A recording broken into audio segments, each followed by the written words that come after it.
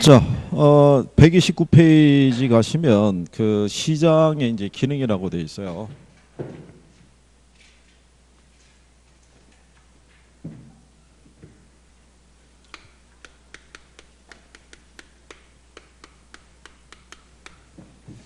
자, 여기 보면 이제 기능이라는 거는 시장의 역할을 얘기를 해요. 역할. 그러면 일반적인 이제 시장의 가장 중요한 역할은 뭐냐면요.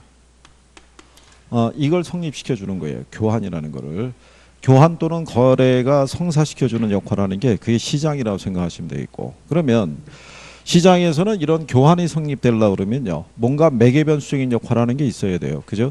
예, 그게 기본적으로 뭐가 되냐면 그게 가격이에요. 그래서 우리가 시장 기구를 가격 기구라고도 얘기를 해주는 거예요. 그죠? 그러면 그러니까 이런 얘기죠. 예전에 이제 교환이 성립했을 때 화폐라는 단위가 없었을 때는 물물 교환했을 거 아니에요. 그죠? 근데 화폐라는 단위가 만들어지니까 그죠? 화폐 단위를 기준으로 가격을 매개로 해서 교환이 성립됐다. 이렇게 생각하시면 될 거예요. 그죠? 그러면 이 가격이라는 거는 시장에 많은 뭐를 제공해 주겠어요.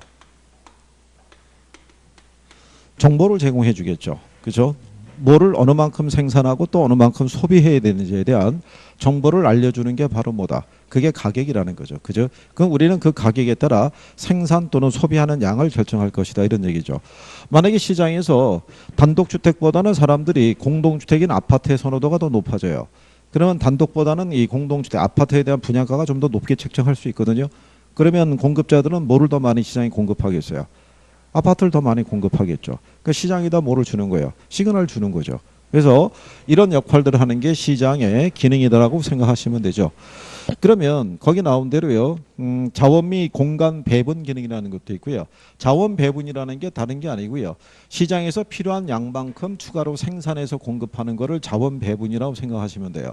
근데 남거나 모자람이 없는 상태까지 배분이 이루어진 것을 효율적 자원 배분이라고 얘기를 해요. 근데 현실적으로 부동산 시장은 이제 그것까지는 좀 어렵다고 보시면 되겠고, 그 다음에 이제 밑으로 내려가면 박스 밑에 가격 창조 기능이라고 있어요. 자, 부동산 시장은 불안전한 시장이기 때문에요. 합리적인 시장 가격이 제시를 못해요. 그러니까 결국은 매도자고 매수자가 만나서 개별적인 협상에 의해서 그때그때마다 가격이 만들어진다라고 생각하시면 될 거예요. 그 다음에 이제 뒤로 가게 되면 교환 기능이라는 것도 있고, 이 정보 제공 기능 뭐 이런 것들도 이제 같이 명시가 되어 있으니까 그렇게 참고하시면 될 거예요. 특성에 비해서 기능에 대한 부분은 인용은 많지는 않아요. 그냥 기본적인 것만 조금 이해하시면 될 거고. 자, 그 다음에 이제 옆에 가시면은 옆에 이제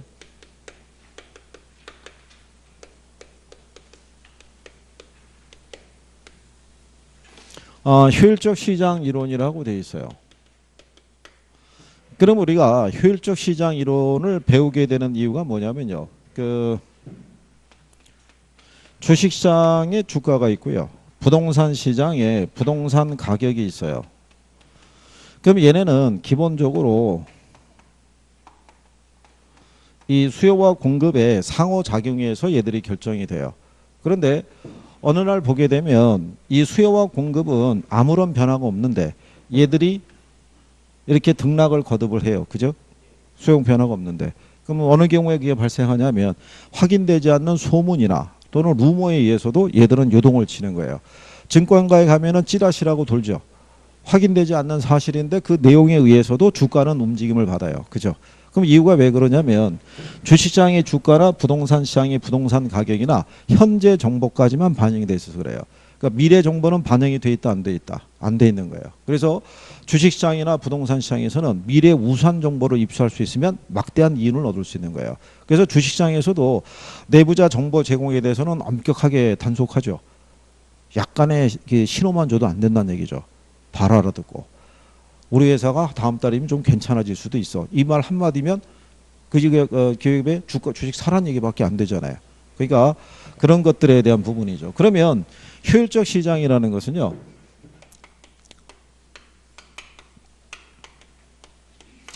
새로운 정보가 지체 없이 가치에 반영되는 시장을 우리가 무슨 시장이라고 하냐면 효율적 시장이라고 얘기를 해요. 그죠? 그래서 시장의 효율성은 부동산 시장이 새로운 정보를 얼마나 지체 없이 가치에 반영하는가라는 것을 얘기하고요. 그리고 새로운 정보가 지체 없이 가치에 반영되는 시장을 무슨 시장이라 한다? 효율적 시장이라고 그래요. 그러면 부동산 시장도 효율적 시장이라고 할 수 있어요, 없어요? 자, 예를 들어서 이런 얘기죠. 오늘 정부가 발표하는 거예요.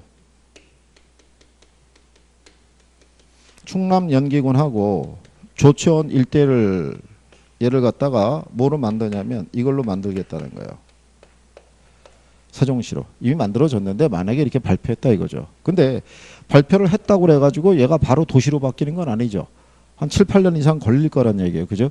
그러니까 실질적으로는 뭐 한 2025년 정도나 돼야지만 이걸로 바뀐다는 얘기죠. 그러면 지금 현재 얘네들 대부분은 농지였을 거예요. 그죠? 근데 이걸로 바뀌면은 용도가 대부분 다 뭐로 바뀐 거예요? 택지로 이렇게 바뀌겠죠. 그러면 세종시로 바뀌었을 때의 가치가 지금보다는 훨씬 더 어떻게 돼요? 크겠죠. 그렇다고 해서 이 가치의 변화가 이 시점에서 변하는 게 아니라 이게 발표가 이루어지면 미래 이익의 일부가 현재 거래 가격에 바로 반영을 해준다고요. 그런 의미에서 부동산 시장은 무슨 시장이다? 효율적 시장인 거예요. 단 효율적 시장인데 모든 정보가 완벽하게 반영하지는 못해요. 이 정보가 지체 없이 반영한다는 얘기는 공표된 정보까지는 반영해 준다는 얘기예요. 발표하는 시점에서는. 하지만 발표하지 않는 정보는 반영을 해준다 안 해준다? 안 해준다고 보는 거예요. 그래서 여기 유형을 보게 되면 약성시장이라는 게 있고요. 중강성이라는 게 있고 강성으로 이렇게 세 가지로 나누는데 정보 반영 정도에 따라 틀린 거예요. 그래서 약성시장이라는 것에서는요. 시장 가치가 과거의 정보 있죠. 예, 이것만 반영되어 있는 시장이고요. 중강성은 시장 가치가 현재 정보. 그러면 강성이라는 거는요. 모든 정보가 다 반영되어 있는 거예요. 그렇죠?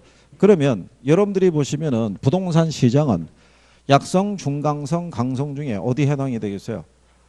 중강성에 해당이 될 거 아니에요. 여기까지만 반영이 돼 있잖아요. 현재 정보까지만. 그러니까 부동산 시장에서 나타나는 거는 어디? 중강성 형태만 나타나겠죠. 근데 이거를 이제 요즘 그 패턴이 뭐냐면 부동산 시장의 특성을 출제하면서 이걸 같이 넣어줘요. 부동산 시장은 대부분 강성 효율적 시장이며 그럼 틀리겠죠. 예, 그러니까 간단하게 구별할 수 있으시면 되는 거예요. 그래서 부동산 시장은 어디까지 형태가 나타나더라. 중강성까지 이제 그렇게 구별을 하시면 되겠고요. 이 시장이 나타나는 거는요. 나라마다 다 틀리다고 생각하시면 돼요. 대부분의 후진국이 약성, 선진국이 강성 뭐 이런 형태를 띠고 있다라고 예, 그 정도 정리하시면 될 거예요. 무슨 말인지 아시겠죠? 그래서 그렇게 정리하시면 되겠고요. 나중에 이제 또 세부적인 거는 돌아올 때 또 정리하시면 되겠고요. 여기도 계산 논리는 하나 있어요. 하나 있는데 자주 나오거나 그러진 않아요. 올해 시험에는 인용을 했는데 그냥 뭐 참고하셔도 되고. 자, 그다음에 이제 우리가 뒤로 넘어가시는 거예요. 그래서 142페이지에 가면 입지론이라고 되어 있어요. 여기가 이제 두 번째 장이 이제 입지 및 공간 구조론 안에서요. 이제 입지론에 대해서 배워보시는 거예요.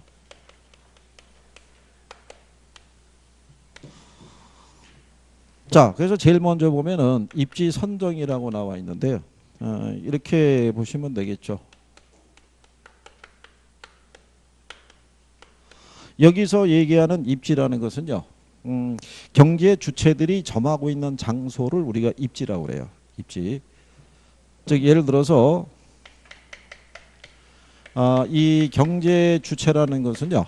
가게도 될 수 있고 기업도 될 수 있고 정부도 될 수 있어요. 그죠? 예, 근데 이 경제 주체들은 삶을 영위하기 위해서는 끊임없이 이걸 해야 돼요. 경제 활동을.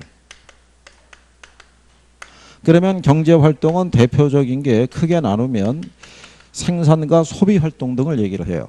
그러니까 우리는 끊임없이 생산하고 끊임없이 뭘 해야 돼요? 소비를 해야 돼요. 그래야지만 우리가 삶을 영위해 나갈 수 있다는 얘기죠. 그러면 생산을 하기 위해서 필요한 뭐가 있어요? 장소. 소비하기 위해서 필요한 뭐가 있어요? 장소. 이게 점하고 있는 것들을 우리가 입지라고 얘기하는 거예요. 공장이 들어서 있는 거, 주택이 들어서 있는 것, 무슨 말인지 아시겠나요? 그러면 입지 선정이라는 건 뭐냐면 이 장소를 찾는 활동인 거예요. 우리가 장사하려고 그러면 목이 좋은 걸 찾아야 된다고 그러죠.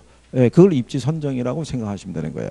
자, 그래서 근데 입지 선정이라는 거는 왜 중요하냐면 부동산 시장에서는요, 한번 장소를 정하면 그 장소가 마음에 안 드는 곳으로 변했다고 그래서 내가 장소를 쉽게 이전할 수 있다 없다. 그게 어렵다는 얘기예요. 그리고 움직이지 못하기 때문에 주변 환경의 변화에 영향을 바로 받을 수밖에 없어요. 그렇죠? 그래서 뭐가 중요하냐면, 그래서 목이 참 중요하다는 거예요. 우리가 왜 지하 상가 뭐 이런 데도 있죠. 한 몇백 미터 거리에서 대형 이게 상가들이 많이 있는데 여기 있는 수백 개의 점포들이 다 장사가 잘 되는 건 아닌 거예요. 왜냐하면 고객들이 주로 움직이는 동선이 있어요, 없어요? 네, 이 동선에 위치하고 있는 애들은 매출이 좀 나오는 거예요. 근데 그렇지 않은 곳에 위치한 애들은 매출을 크게 기대할 수가 없다는 얘기예요. 그래서 지금도 분쟁이 진행 중인 서울에 가면은 노량진 수산시장이 있죠. 예, 걔네는 3년 주기로 추첨을 통해서 점포의 위치를 바꿔주는 거예요. 그러면 목이 좋은 곳에 있었던 사람들은 뭐 원래 기본적으로 매출이 나오지만 그렇지 않은 곳에 있는 사람들은 큰 걸 기대하기 어렵잖아요. 근데 추첨을 통해서 목이 좋은 곳으로 가면 한 3년이라는 시간 안에 목돈도 만들 수 있고 뭐 그렇다는 얘기죠. 그래서 중개업을 하시는 분들 중에서 특화된 분들은 요 입지를 찾아주는 거를 전문으로 하는 사람도 있어요. 수수료는 일반 물건 거래보다 더 비싸요. 대신에 그 사람들이 찝어준 거는 확실하게 뭐가 매출이 나와야 되는 거예요. 그래야지만 그게 소문을 타고 사람들이 장사하려고 그러면 거기를 거쳐서 점포를 소개받으려고 하겠죠. 그렇지 않겠어요? 그러니까 이제 상품을 개발하거나 하는 거는 다 중개업자들이 하는 거예요. 그죠? 그러니까는 여기서 여러분들이 저하고 같이 하는 뭐 한 1년 남짓한 시간에는 시험장에 들어가서 60점을 맞을 수 있는 방법론을 배워 가시는 거고 진짜 나중에 생업에서 필요하신 그런 지식이나 이런 것들은 합격한 다음에 열심히 공부해야 돼요. 그래야지만 경쟁력을 가지고 이쪽에서 살아남을 수가 있다고요. 그죠? 나중에 합격하신 분들이 무슨 얘기 하시냐면 자, 합격은 했어요. 그럼 나도 이제 창업인가 한번 생각을 해봐야겠는데 가만히 돌아봤더니 웬 중개업소가 이렇게 많은지. 그렇죠? 쳐다보는 순간에 업무가 안 난다는 거예요. 근데 역설적으로 이렇게 얘기하는 거예요. 그 단지라든가 그 지역에 중개업소가 많이 몰려 있다는 얘기는 거기가 원래 먹을 빵이 많았다는 지역이란 얘기죠. 그러니까 나눠 먹을 게 많으니까 많이 모였다는 얘기예요. 그죠? 근데 그 쭉 여러 개가 있는데 다 장사가 안 되냐면 그건 아니에요. 그 안에서도 유지하는 사람이 있어요, 없어요? 예, 유지하고 수익 내는 사람 따로 있는 거예요. 그렇죠? 아무것도 안 하고 그냥 앉아서 오늘 누가 오나 안 오나 그것만 기다리고 있으면 소용이 없는 거예요. 그러니까 일단 모든 저기는 합격한 다음에 뭐 해야 될 뭐 고민이겠으나 일단은 나중에 합격하시면은 그런 것도 생각을 하셔야 된다는 얘기죠. 자, 어쨌든 뭐 그런 내용이고요. 그 다음에 옆에 가면은 이제 농업 입지론 이렇게 나와 있는데 요거는 그냥 이렇게 생각하시면 돼요. 그 서양은 산업 입지론이에요. 그래서 농업 입지론, 공업 입지론, 상업 입지론 이렇게 나타나 있고요. 동양적인 사고에서는 풍수지리예요. 풍수지리. 근데 여러분 시험에는 풍수지리가 안 나와요. 근데 희한한 게 뭐냐면 우리나라 사람들은 풍수지리를 많이 따져요. 이사 가는 사람도 그렇고 남양 싫다고 하는 사람은 없을 거예요. 그죠? 네. 그런데 일반적인 인식이 뭐냐면 또 풍수지리 그러면은 약간 토속적인 것 있죠. 무속신앙 뭐 이런 식으로 취급하는 경우가 또 많이 있는 거예요. 근데 이론은 되게 우수한 거예요. 요게 부동산 대학원에 가면은 풍수지리 이 과목도 있어요. 근데 중개업자분들은 기본적인 지식 정도는 갖고 있으면은 이게 영업할 때 도움은 될 수 있을 거예요. 근데 우리는 철저하게 나오냐 안 나오냐가 중요하기 때문에 이게 안 나와요. 네, 안 나와서 그냥 산업입지론으로 가는 거예요. 산업입지론. 그래서 농업입지론은 튀넨의 고립국 이론이라는 게, 공업입지론은 배보의 최소 비용 이론이라는 게, 그 다음에 상업입지론은 크리스탈러의 중심 이론이라는 게 주류를 이루고 있는데 시험상에서는 자주 인용되거나 그러진 않아요. 그냥 간단한 논리 정도 여러분들이 구별하시면 되겠고요. 이 농업입지론에 대한 부분이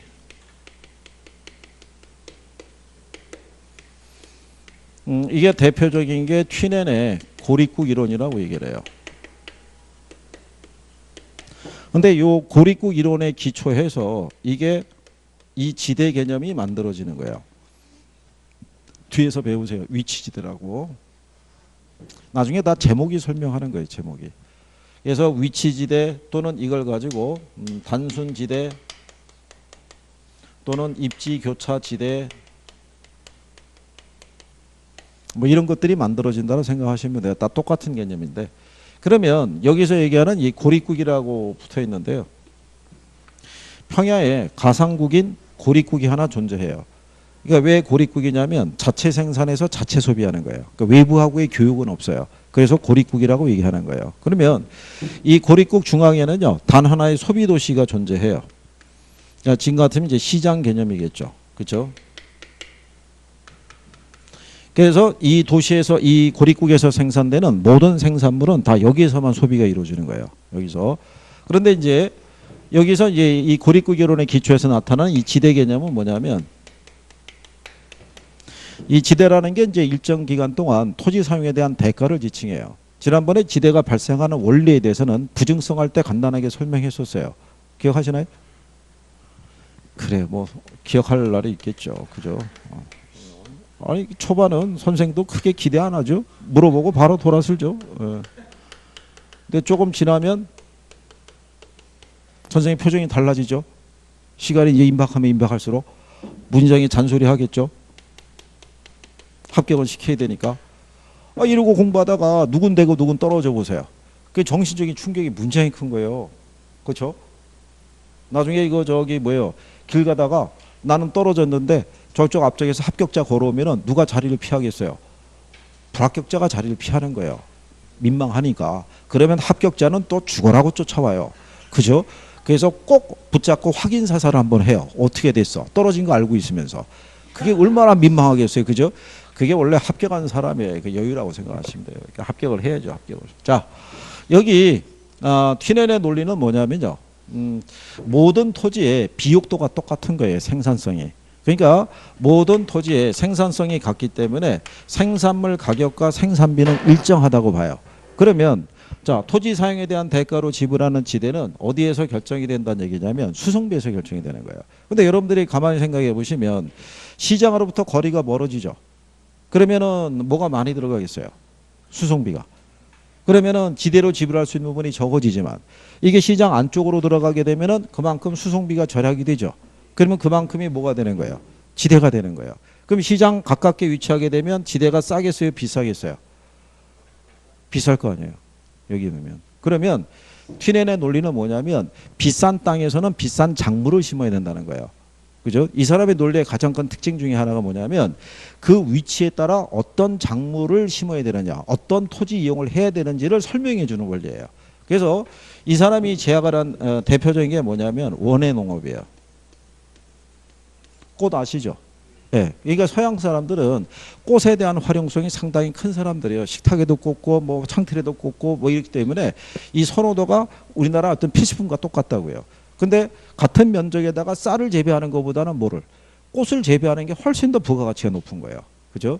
그리고 얘는 신선도를 또 필요로 하잖아요. 그러니까는 시장에서 멀지 않은 곳에. 근데 이 사람의 논리 중에서 현대적인 입장에서 맞지 않는 건 뭐냐면 두 번째 존에는 임업을 제시했어요. 그러니까 임업이라는 게 뭐냐면 목재 아시죠? 네, 땔감용 나무 이런 거 조성하기 위해서. 그럼 왜 이게 필요했냐면 이때 당시에 고립국은요. 운송수단이 우마차예요. 그러면 목재라는 게 무게하고 부피가 크고 무겁죠. 이게 만약에 외곽에서 이 안쪽으로 들어올 때 그거 싣고 들어오면은 우마채 실어 들어오면 이게 한 4박 5일도 걸릴 수 있는 거예요. 그러면 겨울에 여기 있는 사람은 얼어 죽을 수도 있는 거예요. 그러니까는 임업이 어디 가깝게 있을 수밖에 없는 거예요. 시장 가깝게 있을 수밖에 없는 거예요. 이것만 현대적인 도시에 안 맞는 거예요. 이것만. 나머지는 다 맞아요. 그 우수한 이론이라고 하는 거예요. 여러분들 왜 서울 주변에 가면은 고양시라고 있죠. 고양시가 꽃의 도시라는 거예요. 1년에 한 번씩 꼭 박람회 열리죠. 그 걔가 도시의 가장 근교에 위치하고 있는 거예요. 유럽에 가면은 네덜란드라는 나라 있죠. 걔네가 튤립의 나라라고요. 걔네도 유럽 중심에서 바로 근교에 위치하고 있는 거예요. 그러니까 지금 현대적인 도시도 그런 배열을 갖고 위치하고 있다고 보시면 돼요. 그러니까 아주 우수한 이론인 거예요. 그래서 얘가 농업 입지론인데 이게 도시 공간 구조 이론에도 이게 확대 적용해 주는 거예요.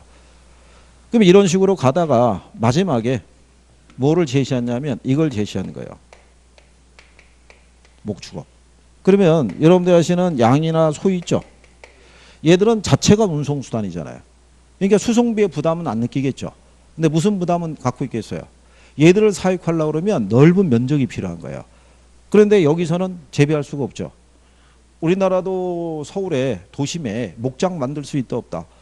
아, 만들 수 있죠. 목대 도심에 뭐 소가 뛰어놀고 양이 뛰어놀고 얼마나 보기 좋아요. 그죠? 근데 거기서 우유 만들어서 팔면 한 팩에 얼마씩 받아야 돼요. 그 비싼 땅에서. 망하는 거죠. 그러니까 얘네는 어디로 나갈 수밖에 없어요. 외곽으로. 그죠? 그러니까 이렇게 지대가 비싼 시장 가까운 곳에서는 무슨 농업이 이루어지냐면 집약적인 농업이. 그러면 외곽을 나가게 되면 무슨 농업이? 조방적인 농업이 이루어지는 거예요. 그래서 도심과 같이 지대가 비싼 곳에서는 대부분 건물이 고층화되어 있는 거예요. 그런데 외곽을 나가게 되면 그런 걸 찾아보기가 어렵겠죠. 그러니까 현대 도시도 이렇게 이용을 해야 하네요. 이용을 하죠. 그러니까 제목이 뭐예요? 위치지대죠. 위치에 따라 무슨 크기가 틀려진다는 거예요? 지대의 크기가 틀려지고 토지 이용의 유형이 달라진다는 거예요. 그러니까 대부분 제목에서 설명해 주는 거예요. 그래서 이제 그런 내용들을 정리를 하시면 될 거예요. 그래서 뒤에 144페이지 가시면요. 맨 위에 동그라미 4번에 이렇게 돼 있죠. 시장과의 거리가 가까운 지역일수록 집약적인 농업이 입지하고요. 시장으로부터의 거리가 멀어짐에 따라 토지는 무슨 농업이 이루어진다? 조방적인 농업이 이루어진다라고 얘기해 주는 거예요. 가장 이제 기본적인 포인트라고 보시면 되겠고. 자, 그다음에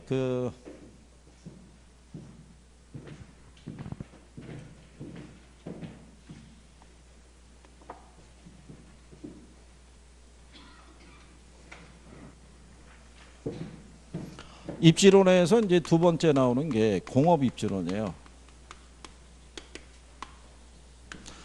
이 공업 입지론이라는 것은요, 베버라는 학자의 알프레드 베버라는 학자의 최소 비용 이론을 중심으로 이게 태동이 됐다고 보시면 되는데, 공업 입지론에 보게 되면 베버의 최소 비용 이론이라는 게 있고요.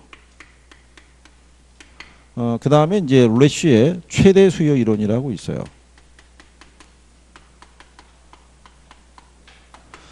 근데 실제 시험에서는 뭐 요 정도만 인용이 돼요. 예. 그러면 이것도 제목이 설명하는 거예요. 무슨 비용이래요?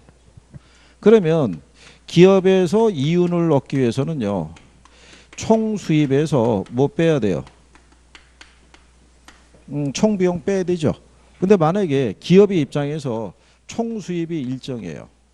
그죠? 그러면 이윤을 올릴 수 있는 방법은 뭐겠어요? 비용을 줄이는 거죠. 무슨 말인지 아시겠죠? 그러면 얘는 최대 수요잖아요.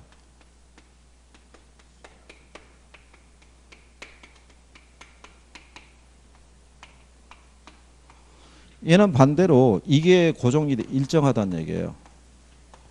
그러면 기업에서 이윤을 올리려고 그러면 뭐가 커져야 돼요?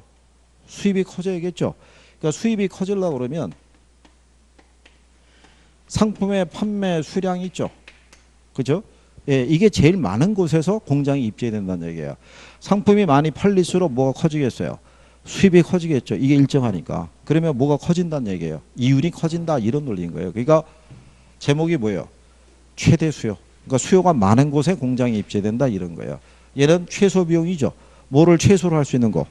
생산비를 최소화할 수 있는 곳에 공장이 입지된다는 거예요. 자, 그러면 베버가 이제 최소 비용 이론을 설명하기 위해서요, 만들어낸 게 입지단이라는 게 있고요. 입지인자라는 게 있어요.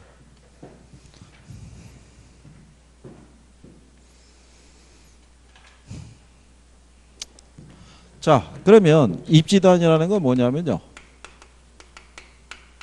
제품을 생산할 때 발생하는 개개의 비용 항목 있죠. 그걸 우리가 입지단이라고 얘기를 해요. 자, 제품 생산하려고 그러면 원료 필요하죠. 그렇죠? 노동력 필요하죠. 그렇잖아요. 수송비 발생할 거 아니에요. 그런 개개의 비용 항목을 우리가 입지단이라고 얘기하고요. 입지인자라는 것은 특정한 장소에 입지함으로써 발생할 수 있는 비용 절약상의 이익이 있죠. 예, 이거를 입지인자라고 얘기를 해요. 그래서 이제 이 사람이 얘기하는 3대 인자가 있어요. 그 인자가 뭐가 있냐면 수송비, 인건비, 그 다음에 직접 이익이 있죠. 이거 세 가지를 3대 인자라고 그래요. 그래서 여러분들이 거기 베버의 최소 비용 이론이라고 있죠. 자, 기억해 보면 베버의 최소 비용 이론은 공업 입지로서 최적 입지는 다른 조건이 동일하다면 비용이 최소가 되는 지점이란 이론일 때, 베버가 고려한 3대 비용 인자는 수송비, 노동비, 직접 경제를 얘기하는데 그 중에 뭐를 제일 중시했다고 돼 있어요? 네, 이거를. 그러면 세 개 중에 왜 얘를 제일 중시했냐면요. 베버의 논리가 1930년대 나온 논리인데 그때는 독일에서 운송수단이 발달하기 전인 거예요. 그러니까 전체 생산비 중에서 뭐가 비중이 제일 컸다. 네, 수송비가 비중이 제일 큰 거예요. 그죠? 그래서 이 사람은 제일 먼저 여기부터 살펴보고, 그죠? 그 다음에 얘하고 비교해보라는 거예요. 그러면 인건비라는 것은요, 지역에 따라 다르다는 가정이에요. 그죠? 네, 그러면 뭐 이런 내용이죠. 예전에 우리나라에 D라고 시작되는 브랜드를 갖고 있는 자동차 회사가 있었어요. 얘네가 이제 그때 당시에 경차를 만들었었어요. 그때는 T로 시작됐어요. 근데 얘네 생산 라인이 인천하고 창원이 있었을 때요. 얘네는 생산 라인을 여기다 둔 거예요. 창원에다가. 그런데 여기서 생산하든 여기서 생산하든 이건 똑같은 거예요. 자동차나 생산할 때 들어가는 부품 들어가는 건 다 똑같을 거 아니에요. 그죠? 근데 얘네는 이거를 생산을 해서 여기서 선적해서 외국으로 수출했다고요. 특히 유럽 애들이 경차를 선호해요. 작은 차들을. 그럴 때 여기다 생산 라인을 갖추면은 여기까지 끌고 나가는 내륙송비가 발생할 거 아니에요. 근데 여기다 설치하면은 내륙송비가 그만큼 어떻게 해야 돼요? 절약이 되겠죠. 그래서 제일 먼저 같은 조건이면은 뭐가 절약을 할 수 있는 수송비가 최소가 되는 지점을 찾으라 이런 얘기예요. 그 다음에 뭐하고 비교하라는 얘기예요? 인건비의 차이가 있다 이거예요. 그런데 창원에 할 때보다요. 대전에 위치를 하게 되면 인건비가 10만 원 절약할 수 있대요. 그러면 공장은 창원에서 대전으로 갈 수 있어요 없어요? 있겠죠. 그런데 문제는 대전으로 이동을 하게 되면 다시 내륙송비가 추가로 발생할 거 아니에요. 그러니까 추가로 발생하는 운송비가 10만 원보다도 적게 나오면 가는 거죠. 근데 10만 원 정도라든가 아니면 그 이상 나오면 이전을 못 하겠죠.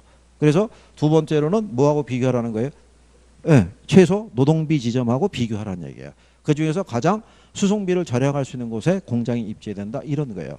이걸 순차적으로 해서 전체적으로 비용이 가장 최소가 되는 지점에 공장이 입지해야 된다라고 주장을 한 거예요.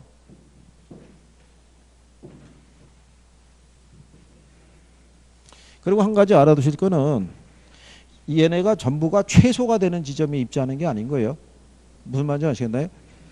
여기서 수송비하고 인건비는 최소가 되겠으나 직접이익은 최대가 되는 지점하고 비교하는 거예요.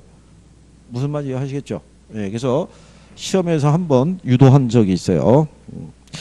자, 그 다음에 그 최소 수송비 원리에 들어가면은 거기 보편 원료하고 무슨 원료가 있어요? 편제 원료라고 돼 있죠. 자, 근데 이거는 이제 무슨 논리냐면 이거예요. 자, 공장이 입지를 할 때 가장 중요한 게 이제 수송비를 가장 최소화할 수 있는 지점에 공장이 입지해야 되는데 원료 산지에 입지했을 때 수송비를 절약할 수 있는 업종이 있고요. 시장에 입지했을 때 수송비를 절약할 수 있는 업종이 있을 거 아니에요. 그죠? 그래서 그 문제를 해결하기 위해서 베버가 제시한 게 원료 지수라는 개념을 제시한 거예요. 자, 그러면 베버가 얘기하는 이 수송비라는 것은요. 원료 및 제품의 무게 곱하기 거리에서 결정이 되는 거예요. 즉 무게가 무거우면 무거울수록 거리가 멀면 멀수록 뭐가 많이 들어가요. 수송비가 많이 들어가는 거예요. 자, 그럴 때 이 사람이 얘기한 것 중에 보면은 원료라는 게 있고 원료 지수라는 게 있어요. 근데 이 원료를 나누면 보편 원료라는 게 있고요. 편제 원료라고 있어요. 보편 원료는 물이나 공기 등과 같이 시장 어디에서나 쉽게 구할 수 있는 원료를 보편 원료. 그죠? 그 다음에 편제 원료라는 것은 특정한 지역에만 매장되어 있는 거예요. 그러니까 예를 들어서 뭐 석회석이라든가 철광석이라든가 뭐 이런 거 얘기해요. 자, 그런데 보편 원료만 주로 투입해서 물건을 생산한다 그러면 얘는 그냥 시장에 입지하면 돼요. 어디에서나 쉽게 구할 수 있는 거니까. 그죠? 근데 편제 원료를만 투입해서 생산하게 되면은 주로 원료 산지에 가야 된다는 얘기예요. 옛날에 운송선이 발달하기 전이니까. 자, 그래서 두 가지를 만약에 같이 결합해서 생산한다 그랬을 때는 어디에 입지하는 게 유리하냐. 그거를 만들기 위해서 이걸 만든 거예요. 원료 지수. 그 원료 지수라는 거는요.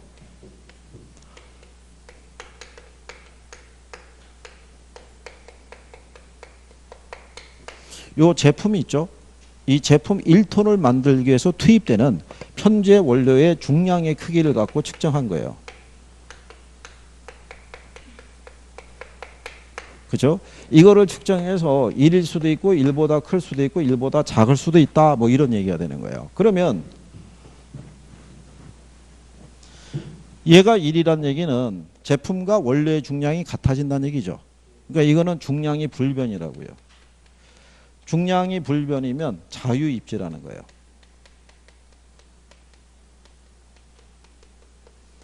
근데 얘가 1보다 크죠. 네, 1보다 크다는 얘기는 분모보다 분자가 크다는 얘기예요.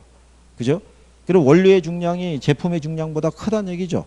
네, 그러면 얘는 제품이 완성되는 과정에서 중량이 감소되는 산업이에요. 그러면은 원료 산지에 입지해야 된다라고 얘기하는 거예요. 반대로 1보다 작다는 얘기는 분모에 비해서 분자가 작다는 얘기예요. 그죠? 이 얘기는 중량이 증가하는 산업이에요. 중량이 증가하면은 어디에? 시장에. 그러면 예를 들어서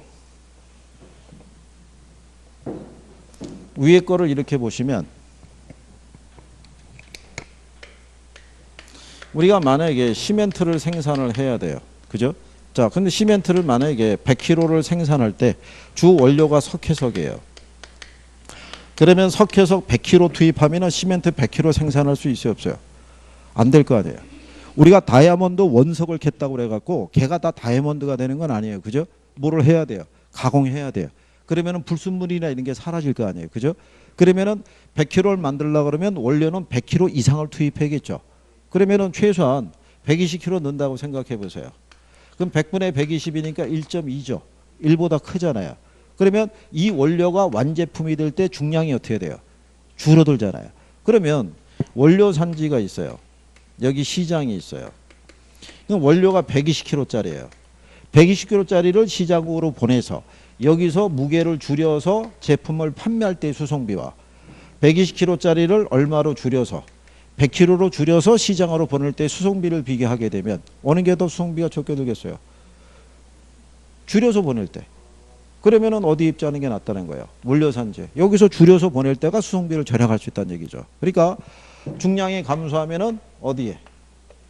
원료 지향적인 산업이 될 것이다. 이렇게 얘기하는 거예요.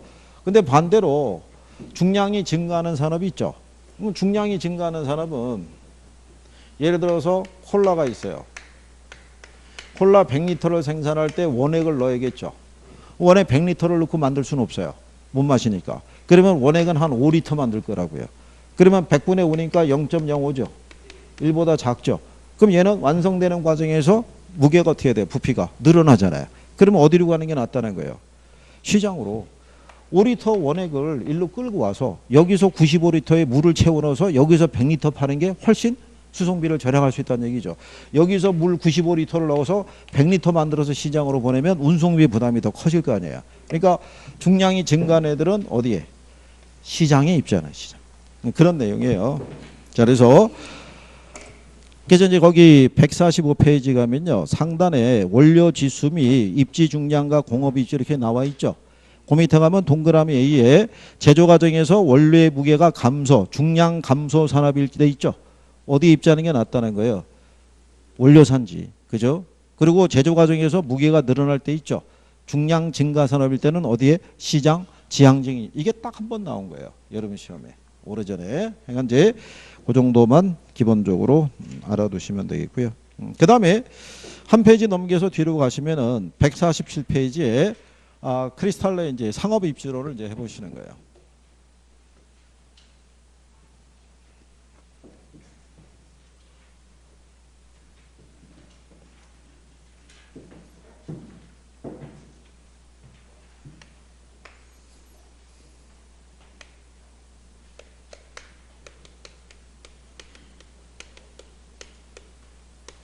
자, 이 상업 입지론을 대표하고 있는 거는요.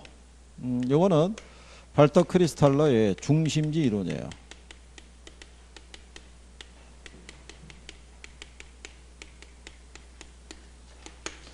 자, 이 중심지 이론이라는 것은요. 크리스탈러의 이거는 재화의 도달 거리하고요.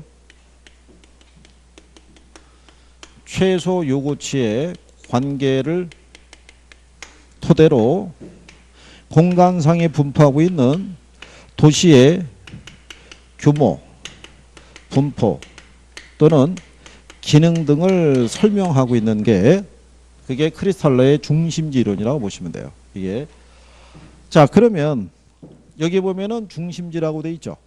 예, 이 중심지라는 거는 포괄적으로 보면은 도시를 지칭을 해요. 도시는 이 도시민들에게 많은 서비스를 제공해 줘요. 그죠? 옛날에 우리나라 속담을 보게 되면 많은 라면은 제주도로 보내고 사람은 어디로 보내라고 그래요? 서울로 보내라는 이유가 왜 그러겠어요? 도시를 가게 되면 어쨌든 간에 취직의 기회도 있을 수 있고 즉 취업의 기회나 교육을 받을 수 있는 기회나 금융이나 행정이나 교통 등의 이런 각종 서비스를 제공받을 수 있기 때문에 어디로 가는 거예요? 도시로 가는 거예요. 도시로. 그죠? 요 대전 주변에서 가령 생각해 보세요. KTX라든가 SRT 이용하려고 그러면 일단은 여기 없는 곳은 어디로 나와야 돼요? 대전으로 나와야 되는 거예요. 그죠? 도시의 규모가 크면 클수록 제공할 수 있는 기능이 어떻게 돼요? 다양한 거예요. 그러면 여러분들 한번 이렇게 생각해 보세요. 우리가 교육 서비스를 갖고 얘기할 때 지금 우리나라 행정단위 보면은 지방에 가면 면단위 있죠. 면단위에서는 초등교육까지만 가능해요. 그죠? 여기서 상급 학교 가려고 그러면 군단위를 나가야 돼요. 그럼 군단위 가면은 중등교육을 받을 수 있죠. 근데 얘네는 중등교육뿐만 아니라 초등교육도 같이 이루어져요. 근데 여기서는 또 상급 학교를 진학하기가 어려워요. 대학 가려면 어디까지 가야 돼요? 도청 소재지라 C까지 가야 돼요. 그럼 얘네는 대학만 교육 기능이 있는 게 아니라 중등과 초등교육까지도 다 이루어져 있는 거예요. 그죠? 그러면 면 단위가 있고 군 단위가 있고 시 단위가 있다라고 가정할 때, 그죠? 공간상에 분포하는 숫자는 어느 게 많겠어요? 어? 얘네가 더 많죠. 규모가 작은 애가. 그렇잖아요. 여러분 같이 대전은 광역시죠. 우리나라 광역시가 몇 개 있겠어요? 10개도 안 되잖아요, 이거. 그죠? 근데 인구 5만인짜리 조그만 도시서부터 해서 중소규모의 도시는 어떻게 돼요? 무지하게 많죠. 그러니까 이 사람이 남부 독일을 여행하면서 쭉 도시의 배열을 봤더니 규모가 큰 도시들은 멀리 뚝뚝 떨어지면서 공간상에 분포하는 숫자가 적고 그렇지 않은 애들은 딱 붙어 있으면서 많이 몰려 있더라 이거예요. 왜 이런 배열이 나오는지를 갖고 연구한 거예요. 그래서 발표한 논문 이름이 이거라고요. 중심지론. 그러니까 도시의 규모가 크면 클수록 제공하는 서비스와 기능은 다양하겠죠. 근데 걔네들은 공간상에 분포하는 숫자가 많다 적다. 적다는 얘기예요. 그러면 여기 있는 요 최소 요구치라는 게 뭐겠어요? 이 도시가 이런 서비스를 제공하기 위해서 필요한 최소한의 인구수 얘기한다고요. 뭐?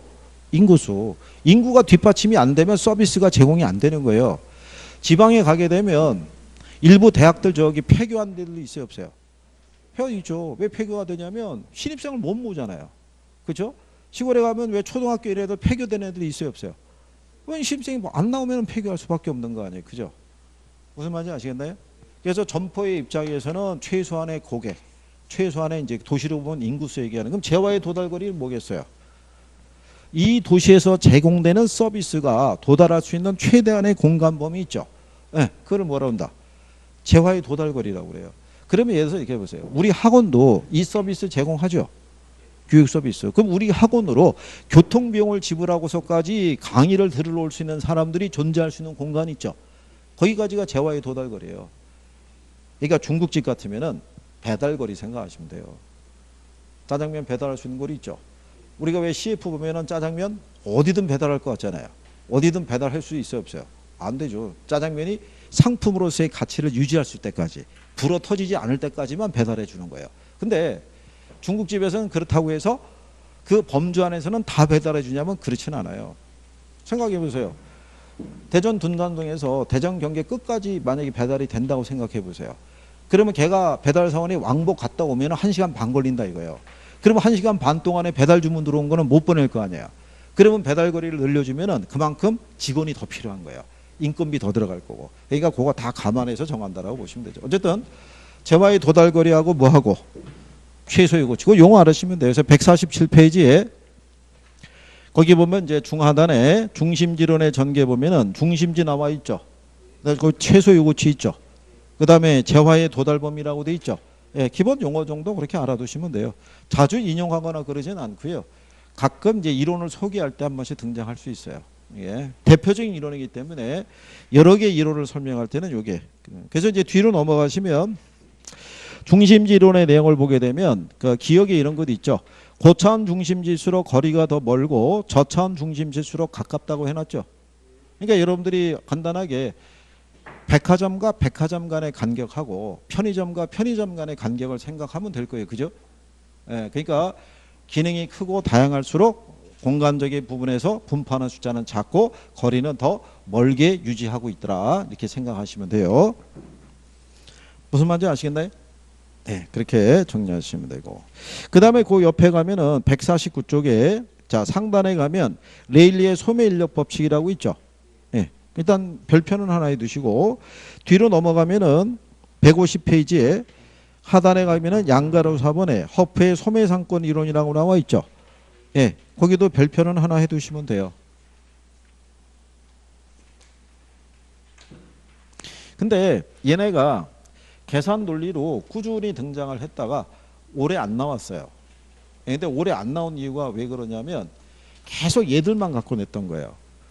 그러니까 내기가 지금은 형식이나 이게 좀 부담스러웠을 거예요. 그래서 올해 하나 쉬었는데 올해 내년도 여러분 시험에도 한 번 더 쉴지 나올지. 근데 나온다는 가정하에서 대비는 해야 돼요. 근데 계산이잖아요. 그죠? 버려도 돼요. 예, 이거 못 푼다고 예, 뭐 이제 6점이 안 나오거나 그런 건 아니니까 예, 버려도 된다. 올해 그 합격하신 분들 중에서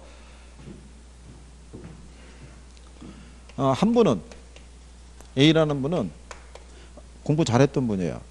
그래서 원래는 이 사람 성격으로 봤을 때는 계산 문제를 덤빌 것 같다는 생각을 했는데 들어가서 계산 문제를 탁 봤는데 어렵다고 인식을 받는 애들이 눈에 띄더래요. 그래가지고 이게 시간 많이 걸리겠구나. 그리고 계산을 깔끔하게 포기한 거예요. 포기하고 이론만 풀어도 6점 이상이 나온 거예요. 그리고 또 B라는 분은 처음서부터 계산 문제는 포기한 거예요. 네, 포기하고 아예 민법 풀고 그 다음에 이제 개론 들어가서 시간이 조금 남길래 계산 문제를 들어가 본 거예요. 하나를. 그런데 자기가 알고 있던 대로 대입을 했는데 답이 안 나오더라는 거예요. 이거 뭔가 대입인가 뭔가 잘못됐다는 얘기죠. 네, 그렇기 때문에 나중에 문제 푸실 때 절대적으로 계산 문제 유혹에 넘어가면 안 돼요. 어? 이게 선생이 이게 쉽게 푸는 방법이라고 알려줘요. 알려주면은 정형화된 것은 푼다고요. 약간의 조건이 달라지면 그 조건을 여러분들이 캐치를 못하기 때문에 답이 틀리게 나온다고요. 그러면 시간을 이미 썼잖아요. 썼는데 답이 안 나오는 걸 어떻게 해요? 지문에 없는데. 그럼 다시 풀기가 어렵잖아요. 그렇잖아요. 그러면 심적인 부담만 갖고 점수는 점수로 놓치고 이런 불상사가 발생하는 거예요. 계산 문제가 한 10문제 정도 나오면 이론이 쉬운 거예요. 이론을 쉽게 주는 거예요. 이론을. 학교론이 계산 과목이 아니라고요. 계산 과목이. 그죠? 그래서 올해는 계산을 버리고, 그죠? 그래서 아예 계산이 안 된 분들은 한 번으로 몰아서 그냥 선택하는 게 더 합리적이에요. 되게. 올해 이렇게 맞고 합격한 사람이 있어요. 70점, 50점. 근데 개론 70점 맞을 때 결정적인 게 뭐냐면 계산을 못 해요. 근데 한 번을 놓고 초이스 한 거예요. 거기서 2개가 맞은 거예요. 그게 합격한 거예요. 이렇게 해서. 그러니까 보다 이게 어쩔 수 없어요. 이게 우리가 학문적인 지식을 배우는 거면 원리를 다 따져가지고 이렇게 풀어가는 거라고 이렇게 해야 되는데 중요한 거는 우리는 합격하는 게 관건이잖아요. 그러니까 점수를 따서 합격해서 이 바닥을 뜨는 게 중요한 거예요. 여기 오래 있어봐야 좋을 거 없어요. 그죠? 누가 알아주겠어요. 사법고시도 아닌데. 그죠? 그러니까 적정할 때 떠나줘야 되는. 여러분들은 벌써 다음 달이면 횟수로 2년 되는 거예요. 여기 들어온 지. 2018년에 시작했잖아요. 그 몇 년 넘어가는 거예요. 횟수로 2년 아니에요. 그죠? 금방인 거예요. 금방. 잘못하면. 잘하면은 뭐 여기 총각들이 있으니까는 뭐 이거 공부하다가 뭐 결혼할 수도 있겠네. 뭐. 자, 그렇게 생각하면 되고요. 자, 어쨌든 요거는 지금 하진 않고요. 참고하셔도 되고. 자, 뒤로 넘어가면은 뭐 공간 분배 원리 뭐 이런 것들이 이제 구성이 돼 있어요. 그래서 요거 간단하게 하시고 그리고 이제 지대론 뭐 이런 게 또 뒤에 나와 있으니까 그거 하시면 되겠죠. 자, 공간 분배 원리라는 것은요. 간단하게 설명해 드리면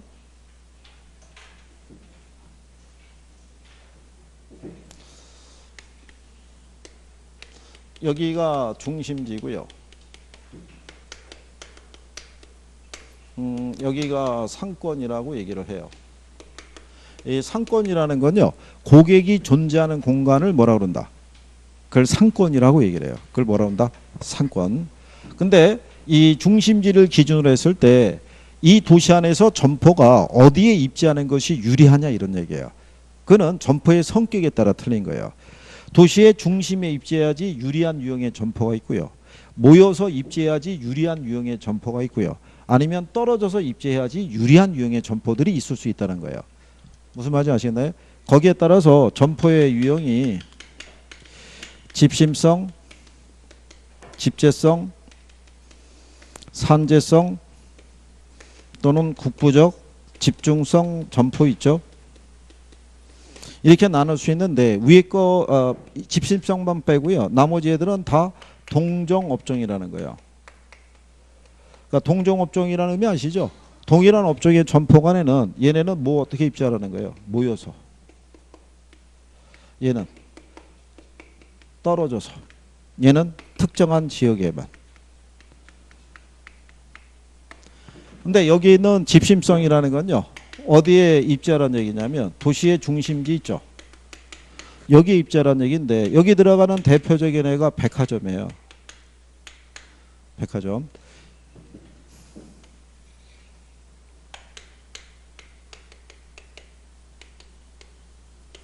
1980년 기준에 했을 때 서울 있죠. 예, 서울에 백화점이 있죠. 예, 백화점은 전부 여기에 모여 있었던 거예요. 서울의 명동이라는 곳에. 그러면 그때 당시는 왜 명동에만 백화점이 모여 있었냐면요. 80년대는 우리나라 소득 수준이 높을 때가 아닌 거예요.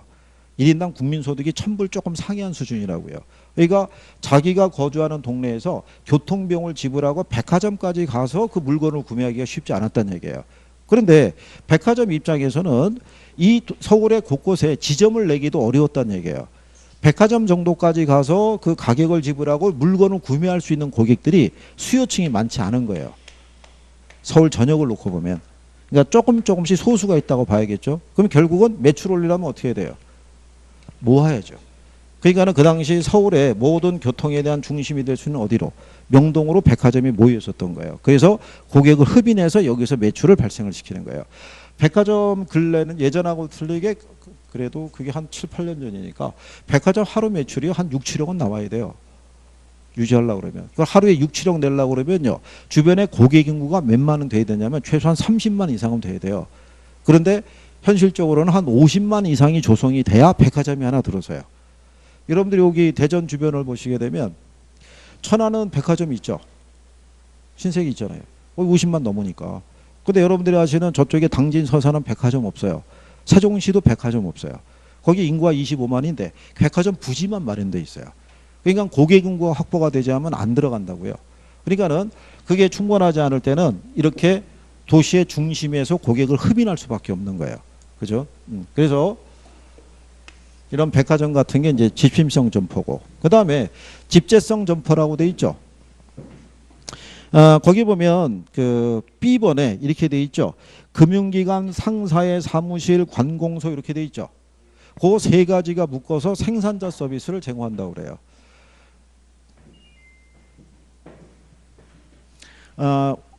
제가 이쪽은 잘 모르겠는데요. 서울에 가면요. 시청이 관공서죠. 예, 관공서 주변에 대기업 본사 있죠. 그 다음에 금융기관의 본점들이 다 이 주변에 모였던 거예요. 그러면 기업에서는 사업을 하려고 그러면은 각종 인허가를 또 받아야 되고 자금의 조달과 운영이 쉬워야 되잖아요. 그러니까 이런 애들은 모여서 입자는 거예요. 모여서. 그죠? 그리고 일반 점포 같은 경우는 비교 구매해야 되는 상품들 있죠. 그러니까 의류점이나 가구점이나 이런 애들은 모여서 입자는 게 고객을 흡인하기가 더 좋은 거예요. 왜냐하면 주부들의 입장에서는 가구를 한번 바꾸거나 옷 한 벌 새로 한다는 게 쉬운 일이 아니에요. 그러면은 내가 원하는 스타일, 그 다음에 뭐 색상 이런 걸 일일이 다 비교해서 가장 마음에 드는 걸 찾고 싶은 거예요. 그러니까 비교할 대상이 많은 곳에 찾아갈 수밖에 없어요. 그래서 왜 가구 공단이라든가 로데오 거리라든가 이런 게 조성이 된다라고 생각하시면 돼요. 그러니까 그런 점포들은 모여서 입지하는 게 유리한 거예요. 대신에 떨어져서 입지해야 되지만 유리한 점포들이 있어요. 대표적인 게 뭐 이발소, 세탁소, 목욕탕 뭐 이런 것도 있죠. 얘들은 소비는 자주 하지만 그렇다고 해서 매일같이 하진 않아요. 그죠? 그러니까 일정한 텀을 필요로 하기 때문에 그래서 떨어져 입자는 게 유리하고 그다음에 만약에 제가 이번에 요 시청역에다가 농기구점을 하나 냈어요. 그럼 장사가 잘 될까요? 안 될까요? 안 될 거 아니에요. 그럼 결국은 걔들을 필요로 하는 곳에 가서 모여서 입자는 게 유리한 거예요. 농사기구가 필요한 곳에. 그런 애들을 국부적 집중성 점포라고 얘기를 해요. 그 다음에 이제 그 밑에 상품의 종류에 따른 상점의 분류가 있어요. 전문품이라고 돼 있죠. 이게 스페셜이라고 돼 있잖아요. 그러니까 여기 요즘 얘기한다는 브랜드점이에요. 명품 뭐 이런 것도 있죠. 그러니까 이런 거 사기 위해서는 우리가 구매 노력을 아끼진 않죠. 이게 하다못해 면세점 가야 한 거예요. 비행기 타고 유럽 나가는 사람도 있고 뭐 다양하잖아요. 그죠? 그런 거고. 선매품이라고 돼 있죠. 거기 하면은 쇼핑굿이라고 돼 있죠. 여자분들이 아이 쇼핑 한다고 그러죠. 그게 뭐냐면 눈으로 비교해서 사겠다는 거예요. 다 보고. 그러니까 이런 애들이 의류라든가 가구점 이런 거 얘기하는 거예요. 그 다음에 편의품이라고 해서 컨비니언스 굿이라고 돼 있죠. 여기 우리 주변에 있는 이 편의점이 컨비니언스 스토어예요. 그러니까 일상의 필수품을 얘기하는 거예요. 그냥 그런 거 생각하시면 돼요. 자, 그래서 이제 그런 내용 정도, 용어 정도를 정리를 해보셨어요. 그리고 이제 뒤로 넘어가시면 163페이지로 가면 지대론 이렇게 나와 있는데 뭐 간단하게 요것만 하고 넘어가죠. 자, 나와서 잠깐 쉬었다가 들어오십시오.